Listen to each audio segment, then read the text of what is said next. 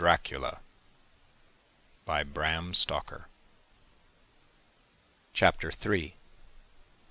Jonathan Harker's Journal, continued. When I found that I was a prisoner, a sort of wild feeling came over me. I rushed up and down the stairs, trying every door and peering out of every window I could find. But after a little, the conviction of my helplessness overpowered all other feelings. When I look back after a few hours, I think I must have been mad for the time, for I behaved much as a rat does in a trap.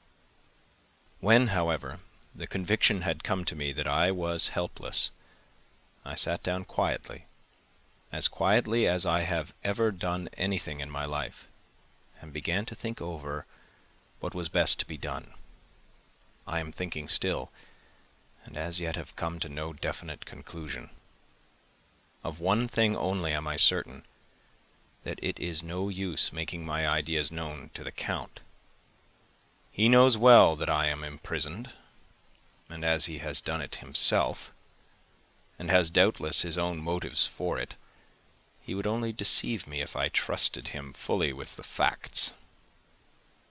So far as I can see, my only plan will be to keep my knowledge and my fears to myself, and my eyes open. I am, I know, either being deceived, like a baby, by my own fears, or else I am in desperate straits, and if the latter be so, I need, and shall need, all my brains to get through. I had hardly come to this conclusion when I heard the great door below shut, and knew that the Count had returned. He did not come at once into the library, so I went cautiously to my own room and found him making the bed. This was odd, but only confirmed what I had all along thought, that there are no servants in the house. When later I saw him through the chink of the hinges of the door laying the table in the dining-room, I was assured of it. For if he does himself all these menial offices, surely it is proof that there is no one else in the castle. It must have been the Count himself who was the driver of the coach that brought me here. This is a terrible thought. For if so, what does it mean that he could control the wolves as he did, by only holding up his hand for silence? How was it that all the people at Bistritz and on the coach had some terrible fear for me? What meant the giving of the crucifix, of the garlic, of the wild rose, of the mountain ash? Bless that good woman who hung the crucifix round my neck, for it is a comfort and a strength to me whenever I touch it. It is odd that a thing which I have been taught to regard with disfavour and as idolatrous should in a time of loneliness and trouble be of help. Is it that there is something in the essence of the thing itself, or that it is a medium, a tangible help, in conveying memories of sympathy and comfort? Sometime, if it may be, I must examine this matter and try to make up my mind about it. In the meantime I must find out all I can about Count Dracula, as it may help me to understand. Tonight he may talk of himself, if I turn the conversation that way. I must be very careful, however, not to awake his suspicion. Midnight. I have had a long talk with the Count. I asked him a few questions on Transylvania history, and he warmed up to the subject wonderfully. In his speaking of things and people, and especially of battles, he spoke as if he had been present at them all. This he afterwards explained by saying that to a boyar the pride of his house and name is his own pride, that their glory is his glory, that their fate is his fate.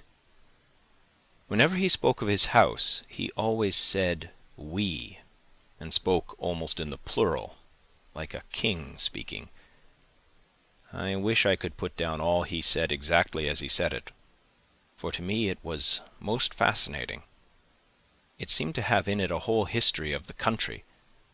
He grew excited as he spoke, and walked about the room pulling his great white moustache and grasping anything on which he laid his hands, as though he would crush it by main strength. One thing he said, which I shall put down as nearly as I can, for it tells in its way the story of his race.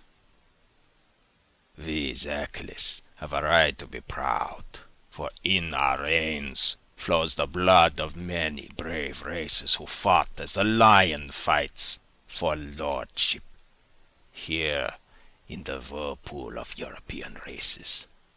The Ugric tribe bore down from Iceland the fighting spirit which Thor and Woden gave them, which their berserkers displayed to such fell intent on the seaboards of Europe, aye, and of Asia and Africa too, till the peoples thought that the werewolves themselves had come. Here too, when they came, they found the Huns, whose warlike fury had swept the earth like a living flame, till the dying peoples held it in their veins, ran the blood of those old witches, who expelled from Scythia had mated with the devils in the desert. Fools! Fools! What devil or what witch was ever so great as Attila, whose blood is in these veins? He held up his arms. Is it a wonder that we were a conquering race? That we were proud? That when the Magyar, the Lombard, the Avar, the Bulgar, or the Turk poured his thousands on our frontiers, that we drove them back? Is it strange that when Arpad and his legions swept through the Hungarian fatherland, he found us here when he reached the frontier, that the Honfoglalas was completed there, and when the Hungarian flood swept eastward, the Zekelis were claimed as kindred by the victorious Magyars, and to us for centuries was trusted the guarding of the frontier of Turkeyland. Aye, and more than that, endless duty of the frontier guard, for as the Turks say, water sleeps, and the enemy is sleepless.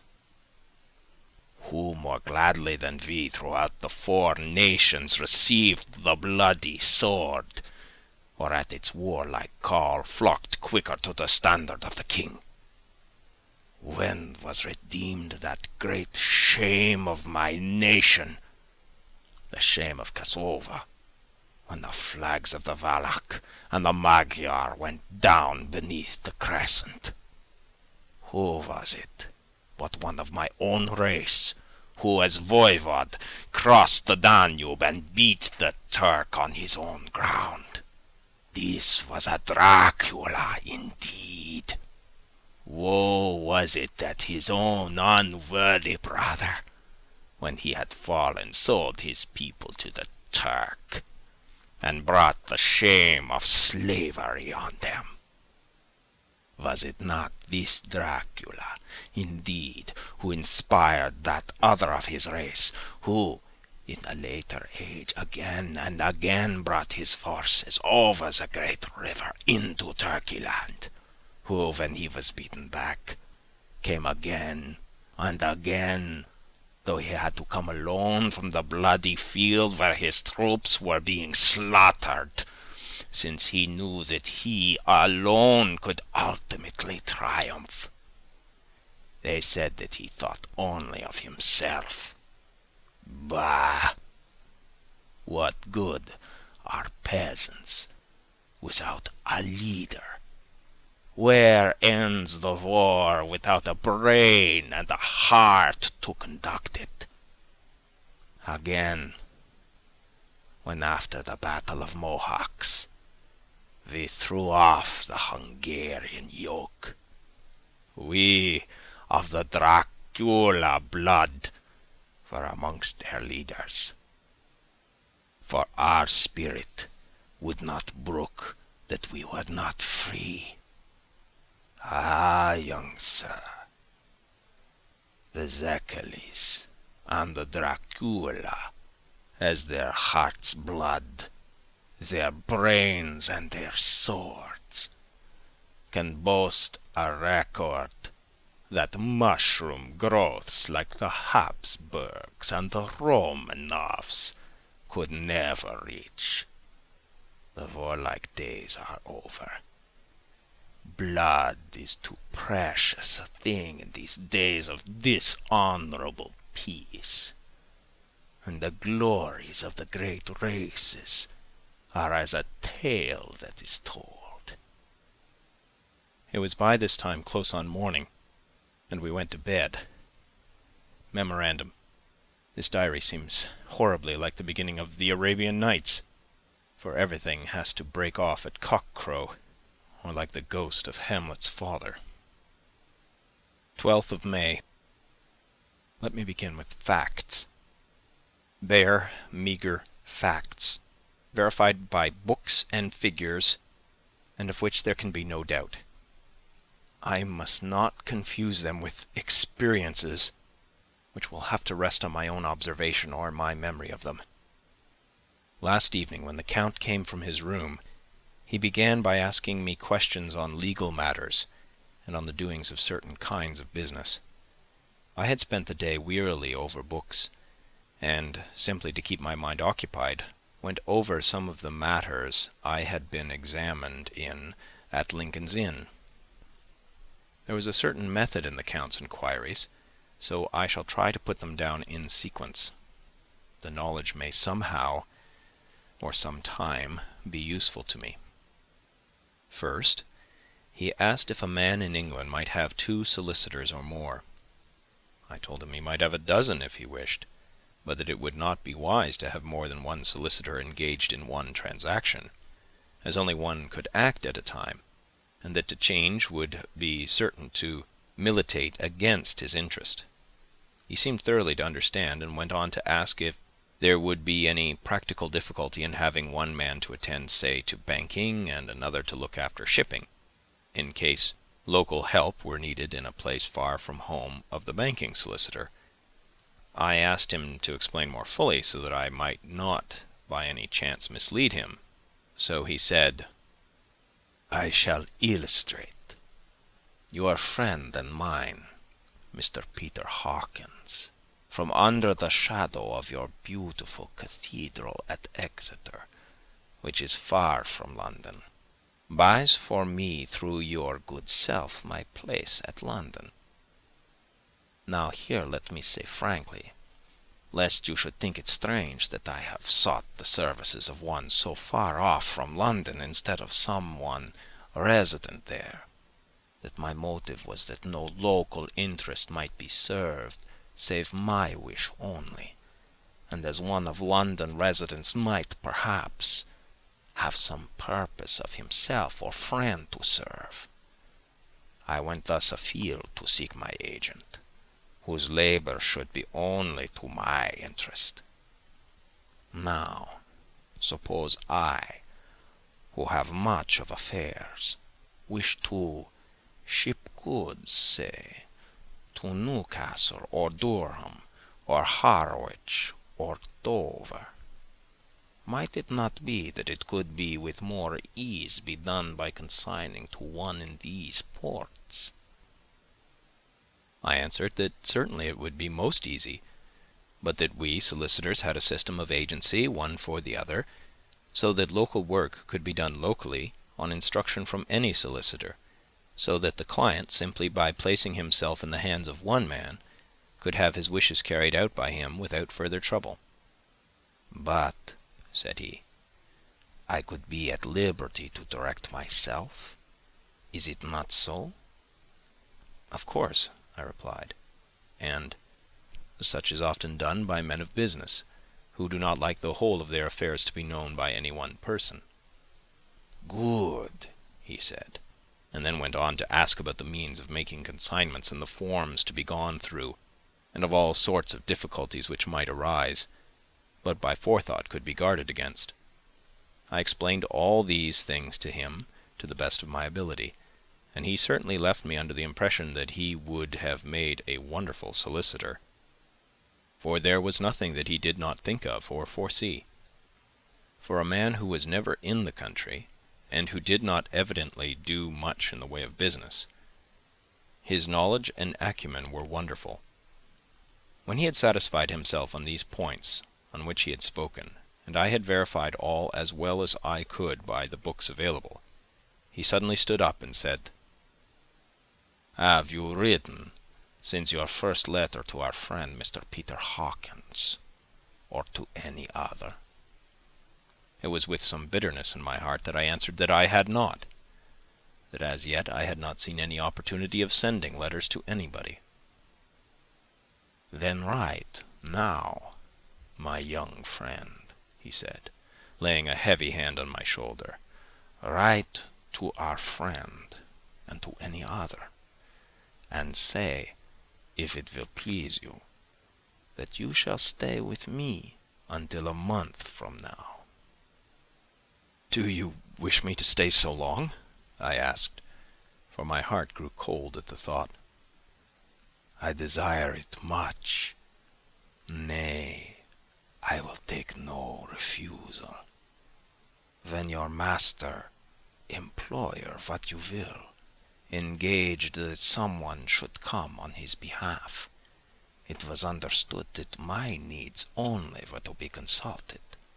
I have not stinted. Is it not so?" What could I do but bow acceptance? It was Mr. Hawkins' interest, not mine, and I had to think of him, not myself, and besides, while Count Dracula was speaking, there was that in his eyes and in his bearing which made me remember that I was a prisoner, and that if I wished it, I could have no choice. The Count saw his victory in my bow, and his mastery in the trouble of my face, for he began at once to use them, but in his own smooth, resistless way. "I pray you, my good young friend, that you will not discourse of things other than business in your letters. It will doubtless please your friends to know that you are well, and that you look forward to getting home to them. Is it not so?" As he spoke, he handed me 3 sheets of notepaper and 3 envelopes. They were all of the thinnest foreign post, and looking at them, then at him, and noticing his quiet smile, with the sharp canine teeth lying over the red underlip, I understood as well as if he had spoken that I should be more careful what I wrote, for he would be able to read it. So I determined to write only formal notes now, but to write fully to Mr. Hawkins in secret, and also to Mina, for to her I could write shorthand which would puzzle the Count, if he did see it. When I had written my 2 letters, I sat quiet, reading a book, whilst the Count wrote several notes, referring as he wrote them to some books on his table. Then he took up my 2, and placed them with his own, and put by his writing materials, after which, the instant the door had closed behind him, I leaned over and looked at the letters, which were face down on the table. I felt no compunction in doing so, for under the circumstances I felt that I should protect myself in every way I could. One of the letters was directed to Samuel F. Billington, No. 7, The Crescent, Whitby; another to Herr Leutner, Varna; the third was to Coutts and Company, London; and the fourth to Herren Klopstock and Billruth, bankers, Budapest. The second and fourth were unsealed. I was just about to look at them when I saw the door-handle move. I sank back in my seat, having just had time to resume my book before the Count, holding still another letter in his hand, entered the room.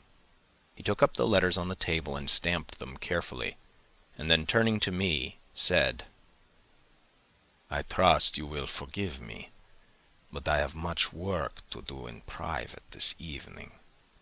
You will, I hope, find all things as you wish."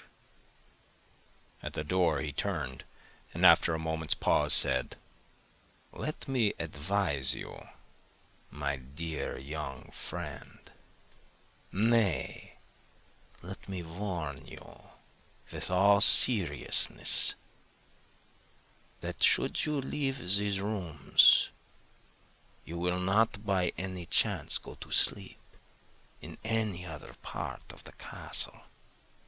It is old and has many memories, and there are bad dreams for those who sleep unwisely. Be warned. Should sleep now or ever overcome you, or be like to do, then haste to your own chamber or to these rooms, for your rest will then be safe. But if you be not careful in this respect, then—" He finished his speech in a gruesome way, for he motioned with his hands as if he were washing them. I quite understood. My only doubt was as to whether any dream could be more terrible than the unnatural, horrible net of gloom and mystery which seemed closing around me.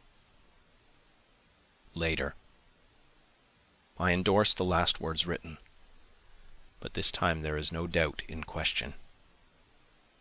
I shall not fear to sleep in any place where he is not. I have placed the crucifix over the head of my bed. I imagine that my rest is thus freer from dreams, and there it shall remain. When he left me, I went to my room. After a little while, not hearing any sound, I came out and went up the stone stair to where I could look out towards the south. There was some sense of freedom in the vast expanse, inaccessible though it was to me, as compared with the narrow darkness of the courtyard. Looking out on this, I felt that I was indeed in prison, and I seemed to want a breath of fresh air, though it were of the night. I am beginning to feel this nocturnal existence tell on me. It is destroying my nerve. I start at my own shadow and am full of all sorts of horrible imaginings. God knows that there is ground for my terrible fear in this accursed place. I looked out over the beautiful expanse, bathed in soft yellow moonlight, till it was almost as light as day. In the soft light, the distant hills became melted, and the shadows in the valleys and gorges of velvety blackness. The mere beauty seemed to cheer me. There was peace and comfort in every breath I drew. As I leaned from the window, my eye was caught by something moving a story below me and somewhat to my left, where I imagined, from the order of the rooms, that the windows of the Count's own room would look out. The window at which I stood was tall and deep, stone-mullioned, and though weather-worn, was still complete. But it was evidently many a day since the case had been there. I drew back behind the stonework and looked carefully out. What I saw was the Count's head coming out from the window. I did not see the face, but I knew the man by the neck and the movement of his back and arms. In any case, I could not mistake the hands which I had many opportunities of studying. I was at first interested and somewhat amused, for it is wonderful how small a matter will interest and amuse a man when he is a prisoner. But my very feelings changed to repulsion and terror when I saw the whole man slowly emerge from the window and begin to crawl down the castle wall over the dreadful abyss, face down, with his cloak spreading out around him like great wings. At first I could not believe my eyes. I thought it was some trick of the moonlight, some weird effect of shadow. But I kept looking, and it could be no delusion. I saw the fingers and toes grasp the corners of the stones, worn clear of the mortar by the stress of years, and by thus using every projection and inequality, move downwards with considerable speed, just as a lizard moves along a wall. What manner of man is this? Or what manner of creature is it in the semblance of man? I feel the dread of this horrible place overpowering me. I am in fear, in awful fear, and there is no escape for me. I am encompassed about with terrors that I dare not think of. 15th of May. Once more I have seen the Count go out in his lizard fashion.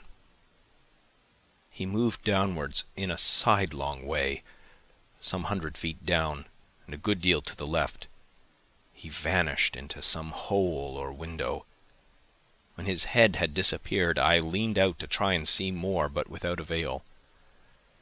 The distance was too great to allow a proper angle of sight. I knew he had left the castle now, and thought to use the opportunity to explore more than I had dared to do as yet. I went back to the room, and taking a lamp, tried all the doors. They were all locked, as I had expected, and the locks were comparatively new. But I went down the stone stairs to the hall where I had entered originally. I found I could pull back the bolts easily enough and unhook the great chains. But the door was locked, and the key was gone. That key must be in the Count's room. I must watch, should his door be unlocked, so that I may get it and escape. I went on to make a thorough examination of the various stairs and passages, and to try the doors that opened from them. 1 or 2 small rooms near the hall were open, but there was nothing to see in them except old furniture, dusty with age and moth-eaten. At last, however, I found one door at the top of the stairway which, though it seemed locked, gave a little under pressure. I tried it harder, and found that it was not really locked, but that the resistance came from the fact that the hinges had fallen somewhat, and the heavy door rested on the floor. Here was an opportunity which I might not have again, so I exerted myself, and with many efforts forced it back so that I could enter. I was now in a wing of the castle further to the right than the rooms I knew, and a story lower down. From the windows I could see that the suite of rooms lay along to the south of the castle, the windows of the end room looking out both west and south. On the latter side, as well as to the former, there was a great precipice.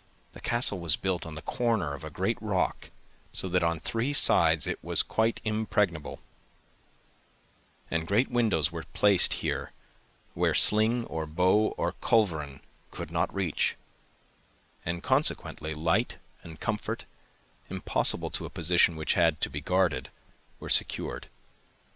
To the west was a great valley, and then rising far away, great jagged mountain fastnesses, rising peak on peak, the sheer rock studded with mountain ash and thorn, whose roots clung in cracks and crevices and crannies of the stone.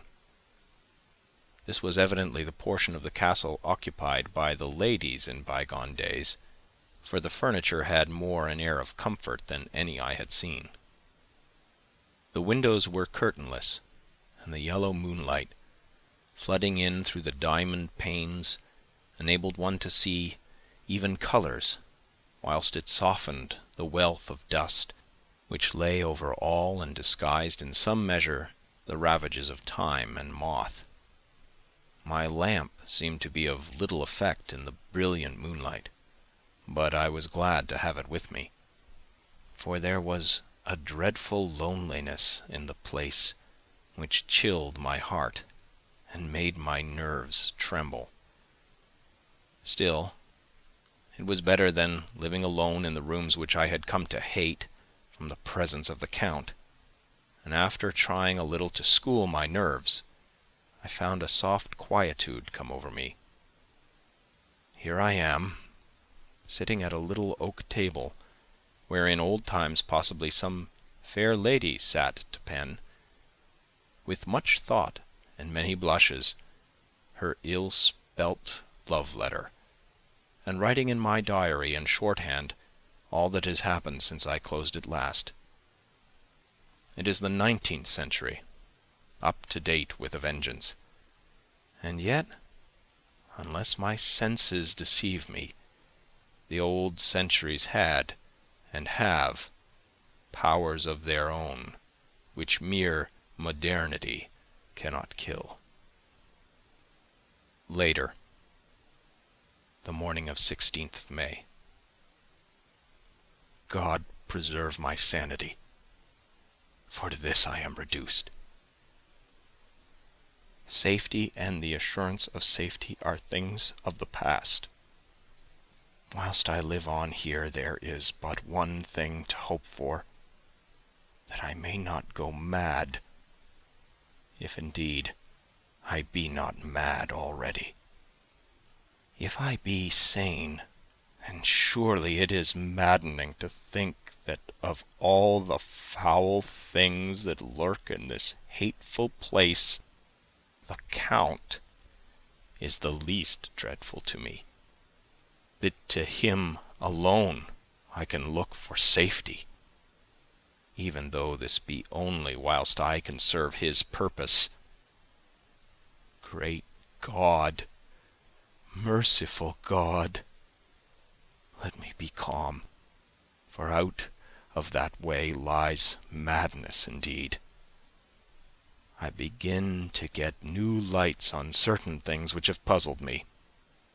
Up to now I never quite knew what Shakespeare meant when he made Hamlet say, "My tablets, quick, my tablets, 'tis meet that I put it down," etc.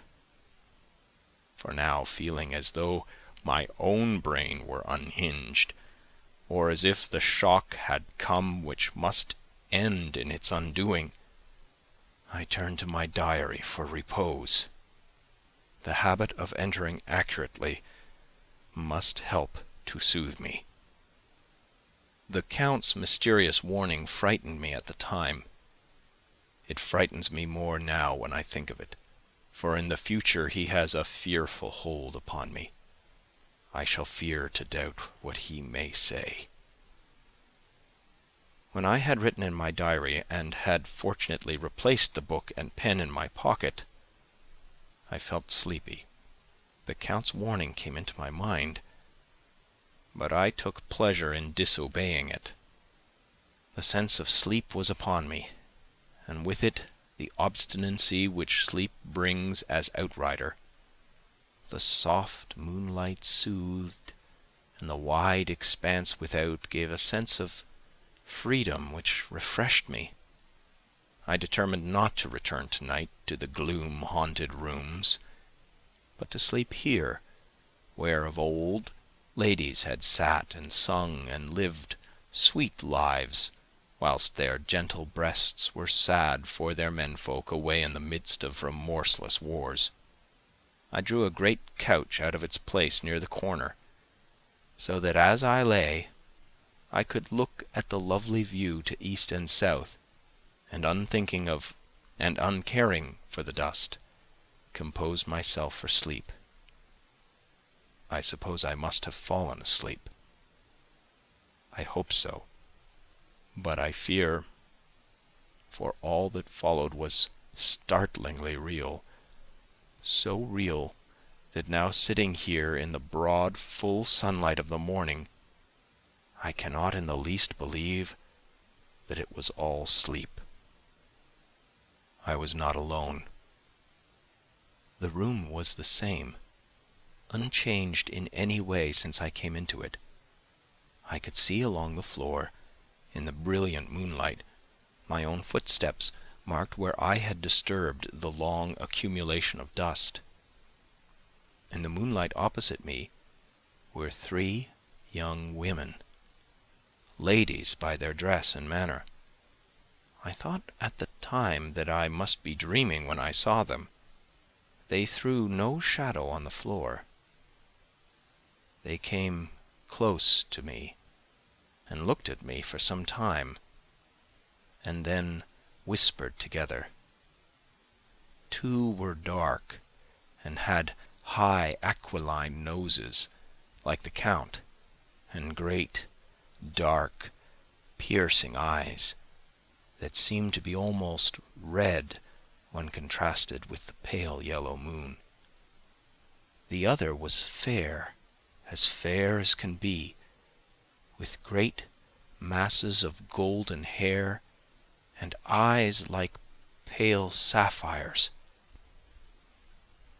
I seemed somehow to know her face, and to know it in connection with some dreamy fear, but I could not recollect at the moment how or where. All 3 had brilliant white teeth that shone like pearls against the ruby of their voluptuous lips. There was something about them that made me uneasy, some longing, at the same time some deadly fear. I felt in my heart a wicked, burning desire that they would kiss me with those red lips. It is not good to note this down, lest some day it should meet Mina's eyes and cause her pain, but it is the truth. They whispered together, and then they all 3 laughed. Such a silvery, musical laugh, but as hard as though the sound never could have come through the softness of human lips. It was like the intolerable, tingling sweetness of water glasses when played on by a cunning hand. The fair girl shook her head coquettishly, and the other 2 urged her on. One said, "Go on, you are the first, we shall follow. Yours is the right to begin." The other added, "He is young and strong. There are kisses for us all." I lay quiet, looking out from under my eyelashes in an agony of delightful anticipation. The fair girl advanced and bent over me till I could feel the movement of her breath upon me. Sweet it was in one sense, honey sweet, and sent the same tingling through the nerves as her voice, but with a bitter underlying the sweet, a bitter offensiveness as one smells in blood. I was afraid to raise my eyelids, but looked out and saw perfectly under the lashes. The girl went on her knees and bent over me, simply gloating. There was a deliberate voluptuousness which was both thrilling and repulsive, and as she arched her neck, she actually licked her lips like an animal, till I could see in the moonlight the moisture shining on the scarlet lips and on the red tongue as it lapped the white, sharp teeth. Lower and lower went her head as the lips went below the range of my mouth and chin and seemed to fasten on my throat. Then she paused, and I could hear the churning sound of her tongue as it licked her teeth and lips, and I could feel the hot breath on my neck. Then the skin of my throat began to tingle as one's flesh does when the hand that is to tickle it approaches nearer, nearer. I could feel the soft, shivering touch of the lips on the super-sensitive skin of my throat, and the hard dents of two sharp teeth just touching and pausing there. I closed my eyes in languorous ecstasy and waited with beating heart. But at that instant, another sensation swept through me as quick as lightning. I was conscious of the presence of the Count and of his being, as if I lapped in a storm of fury. As my eyes opened involuntarily, I saw his strong hand grasp the slender neck of the fair woman, and with giant's power draw it back. The blue eyes transformed with fury, the white teeth champing with rage, and the fair cheeks blazing red with passion. But the Count! Never did I imagine such wrath and fury, even to the demons of the pit. His eyes were positively blazing.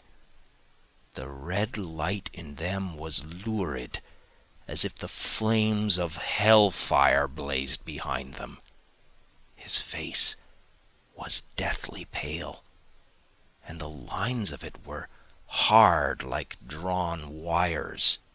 The thick eyebrows that met over the nose now seemed like a heaving bar of white-hot metal.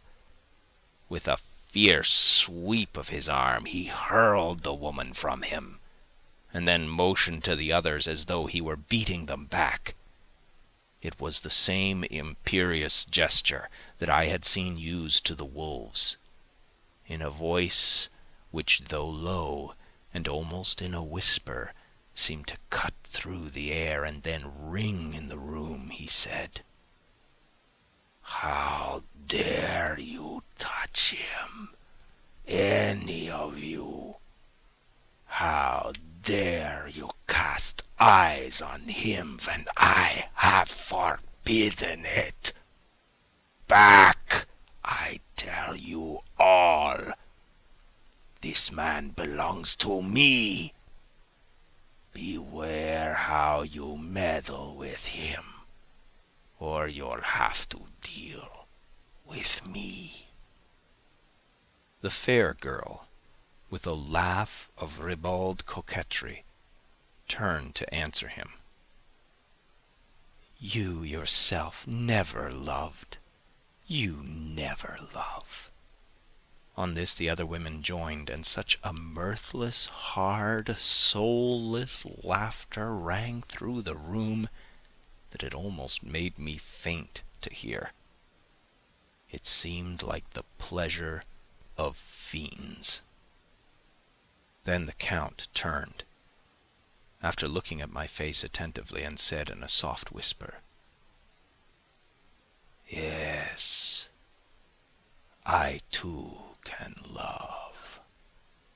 You yourselves can tell it from the past. Is it not so? Well, now I promise you that when I am done with him, You shall kiss him at your will. Now go, go. I must awaken him, for there is work to be done. Are we to have nothing tonight? Said one of them, with a low laugh, as she pointed to the bag which he had thrown upon the floor, and which moved as though there were some living thing within it. For answer, he nodded his head. One of the women jumped forward and opened it. If my ears did not deceive me, there was a gasp and a low wail as of a half-smothered child. The women closed round, whilst I was aghast with horror. But as I looked, they disappeared, and with them that dreadful bag. There was no door near them, and they could not have passed me without my noticing. They simply seemed to fade into the rays of the moonlight and pass out through the window, for I could see outside the dim, shadowy forms for a moment before they entirely faded away. Then the horror overcame me, and I sank down unconscious. End of chapter 3.